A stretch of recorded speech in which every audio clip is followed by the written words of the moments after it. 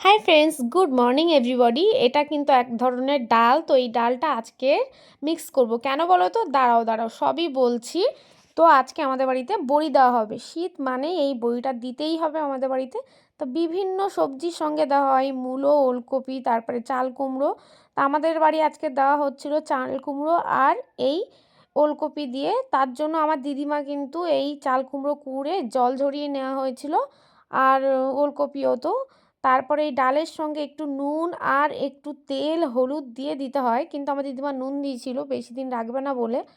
তো এইভাবে সুন্দর করে ফেটিয়ে নিয়ে টানা 4-5 ঘন্টা এরকম রোদ পায় সেরকম জায়গায় দিতে হবে, আর মোটমাট 5-6 দিনের মধ্যে শুকাতে হবে। নাহলে বইটা কিন্তু রোদ না পেলে বিশ্রী গন্ধ হয়ে যায়, রেখে খাওয়া যায় না। এই বইটা কিন্তু আমাদের বাড়িতে প্রত্যেক শীতে দেওয়া হয়, আর এটা শীতকালীন সবজির সঙ্গে বেশিরভাগ মানুষ খায়, আমরা খাই, আর মাছের ঝোলও খাই। তো এই বইটা কিন্তু নর্মালি বয়ামে রেখে আমরা কিন্তু রাখতে পারি 5-6 মাস ধরে খেতে পারি। বাজারে তো ডালের বড়ি খেয়েই থাকে, এই বইটা একটু আলাদা রকম খেতে লাগে, বেশ সুন্দর। এইভাবে হাতের সাহায্যে সুন্দর করে কেটে নিতে হয়। মোটমাট 2 রকম বড়ি দেওয়া হয়েছিল। এরপরে কিন্তু আরও অনেক সবজির বড়ি দেওয়া হবে, সেইগুলো কিন্তু নেক্সট ভিডিও আসতে চলেছে, কী দিয়ে বড়ি দেবো। আজকে এতটুকু।